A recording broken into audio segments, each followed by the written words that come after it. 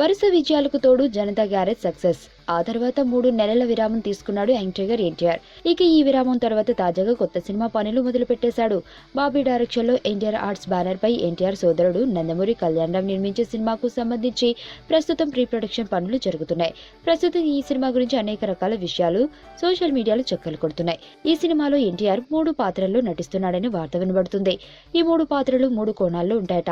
విభిన్నమైన 3 రోల్స్ లో తన నట విశ్వరూపాన్ని ప్రదర్శించే స్కోప్ ఉందని, అందుకే ఈ సినిమాకు నట విశ్వరూపం అనే టైటిల్ పరిశీలనలో ఉందని రూమర్లు బయటకొచ్చాయి. అయితే ఈ టైటిల్ పై నందమూరి ఫ్యాన్స్ అబ్జెక్షన్ పెడుతున్నారు. టైటిల్ బాగున్న గతంలో విశ్వరూపం పేరుతో సీనియర్ ఎన్టీఆర్ చేసిన మూవీ భారీ ఫ్లాప్ అయింది. దాసరి దర్శకత్వంలో రూపొందిన ఈ సినిమా డిజాస్టర్ అయింది. ఇక ప్రస్తుతం కమల్ హాసన్ విశ్వరూపం తర్వాత ఇప్పుడు విశ్వరూపం 2 తెరకెక్కిస్తున్నాడు. ఇలాంటి తరుణంలో ఆ టైటిల్ వద్దని అభిమానులు అంటున్నట్లు ప్రచారం జరుగుతుంది.